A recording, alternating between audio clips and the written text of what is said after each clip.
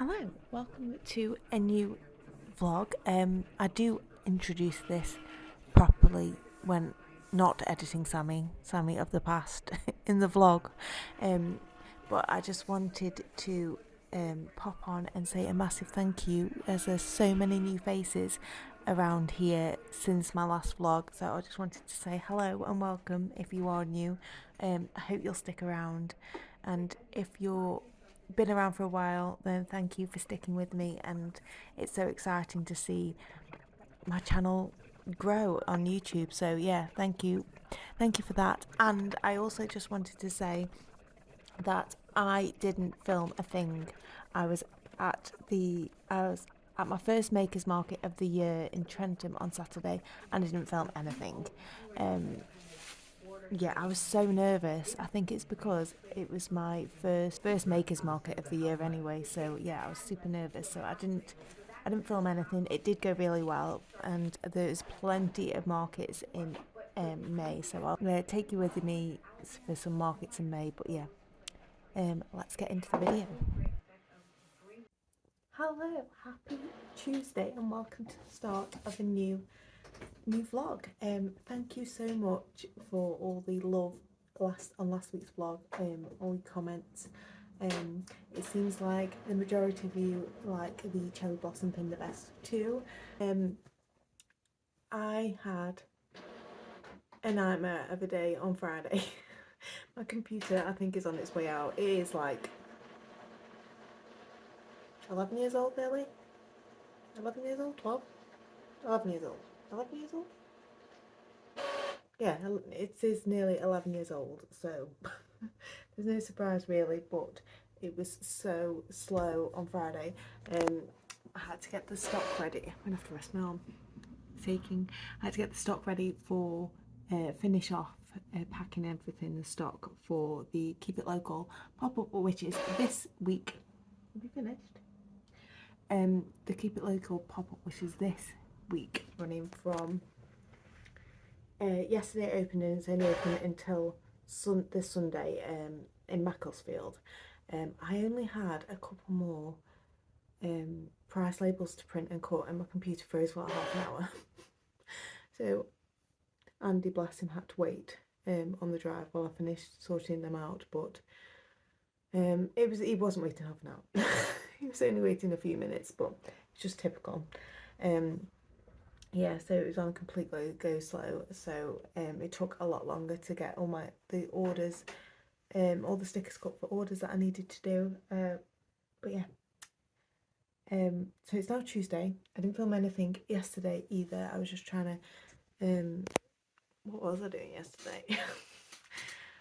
I was finishing off a couple of orders, getting those out, and then yeah, I don't know what I did yesterday. I can't remember. Obviously something very important. But yesterday I had another wholesale order come through, and it makes it a little bit more special, I suppose, because it's a reorder.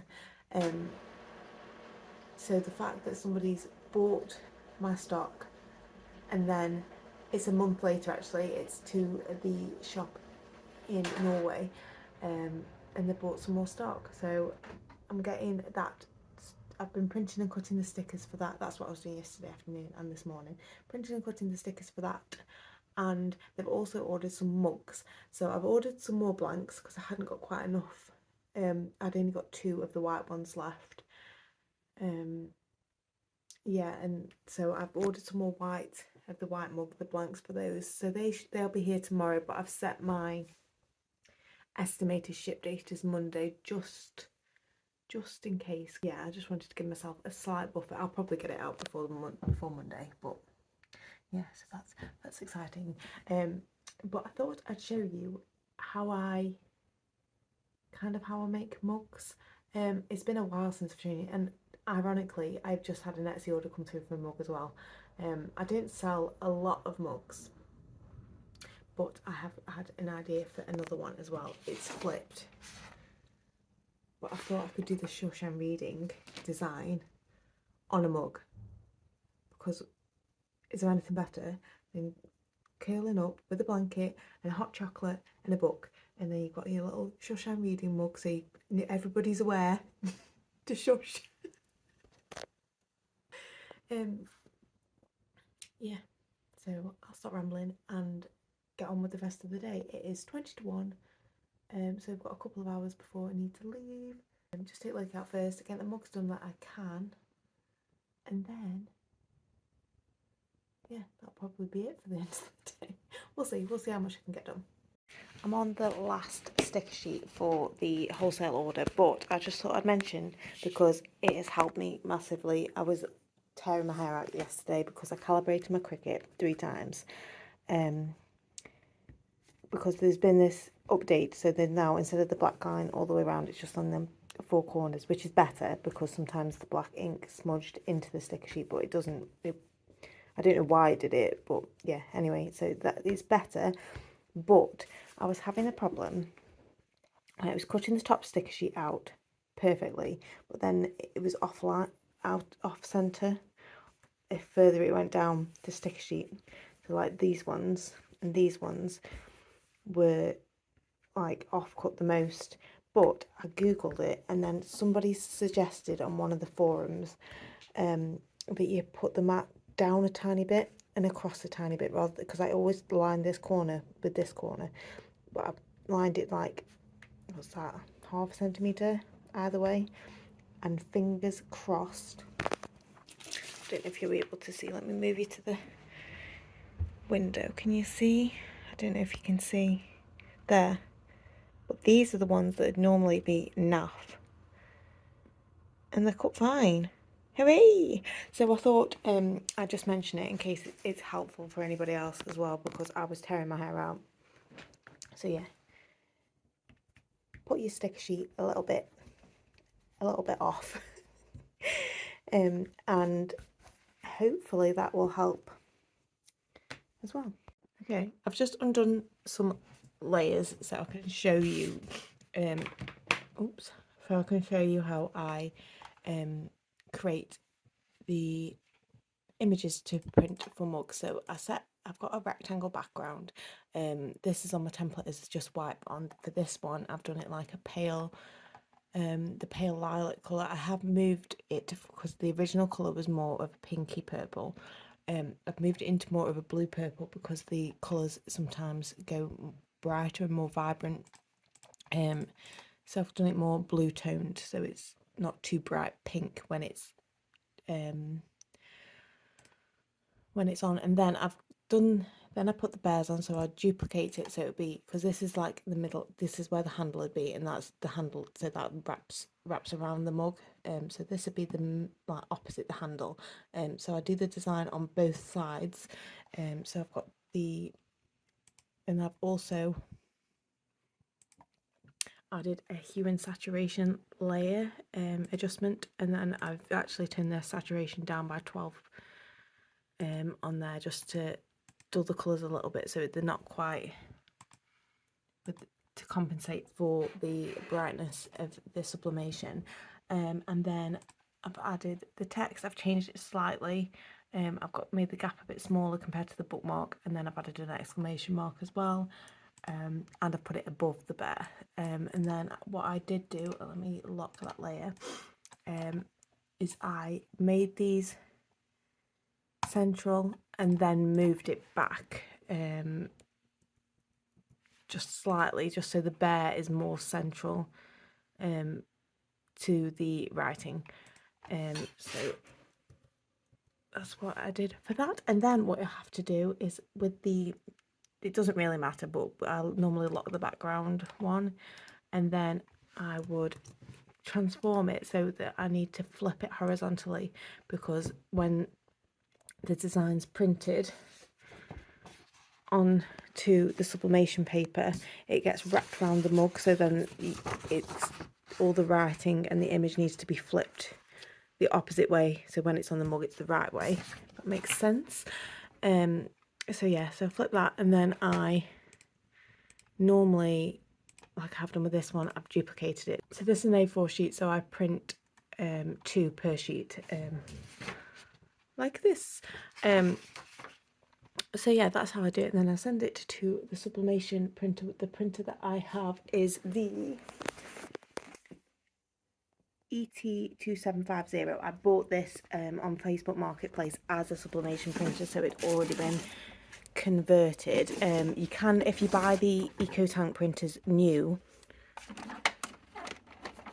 just put the sublimation inks in here rather than the Epsom ink, so you could just, they're one of the easiest printers to convert anyway, because they are EcoTank, so you, until it's got the ink in, it's not a cartridge, it's, you just put them, so like these are the normal EcoTank bottles, but then the sublimation ones, these are the ones I've got, these are the ones that came with the printer, so these are the ones I use at the minute, so I'm just using these up, and then I'll, yeah, there's none left in there, but I've just kept the bottle so I know what they're called. Yeah, they do last a long time. So then I print it on there, and then you transfer it to a mug. So you print it for the mug, cut them down to size. So then this is one of the ones I've got for the wholesale order. So I cut them down to size, and then this is what's it called? Heat proof? Is it heat proof tape? Is it called? And then you wrap it, you design around the mug, and then it's ready to go in the mug press. Ignore the mess down there. We won't talk about that. I'm going to move the mug press up onto my desk. I think now that the Cricut is finished, the last of the sticker sheets. So I'm going to get the mug press up here, and then I have a bowl. This bowl with I need to change this water out, and then I'll put some like lukewarm water in there just to plunge the mug into afterwards, just to cool the mug, but not, if you do cold water then the mug can crack. So do warm water to plunge the mug in, and then it stops any bleeding from the inks as well. I learned that tip from Catnip. She mentioned that in one of her videos, so that's what I've always done. So I'm going to get these done now.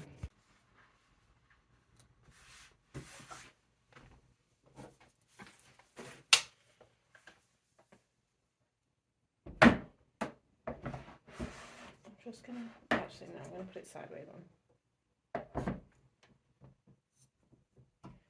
It's so dusty. Yeah, I'm going to put it sideways on so I can get the, whoops, get that a bit better.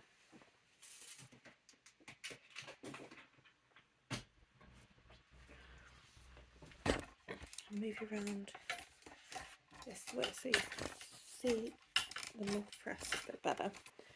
So then I'll switch the mug press onto the side there, and then it is set at the minute to, can you see, am I in the way? So it is, so you set here, that's the time, so it's 140 seconds, and then the temperature is set at the minute to 180. But I'm going to turn that down to 140, and then when it reaches 140, I put the mug in and then raise the temperature to 180, so the mug isn't cold when at the start of the pressing time. So while that warms up, I'm just going to go and fetch some water. Okay, so it is now at temperature. Oh, there's something in there. So I'm going to put the mug in, try and line it up so all the design is on the press. Is that tight enough? And then I'm going to set the temperature 180. So the temperature does drop of the mug press when the mug goes in, because obviously the mug's cold, so it brings the temperature down a bit. So then I just need to wait, it'll start clicking and beeping at me when it gets to 180, so I'll wait for that now. So it's at 180, so then I press the power button and then it'll start.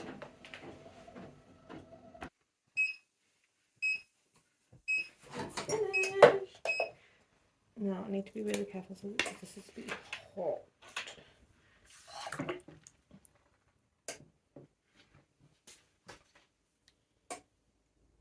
Really steam. Oh, I was too high. I'm trying not to burn myself. But yeah, 1 one mug, and then there we go. And then I'm just going to put this mug over on the radiator to dry. And the radiator's not on, it's just, yeah, somewhere out of the way while it dries. I've just adjusted the camera slightly so you can see the little sleeping poochie down here.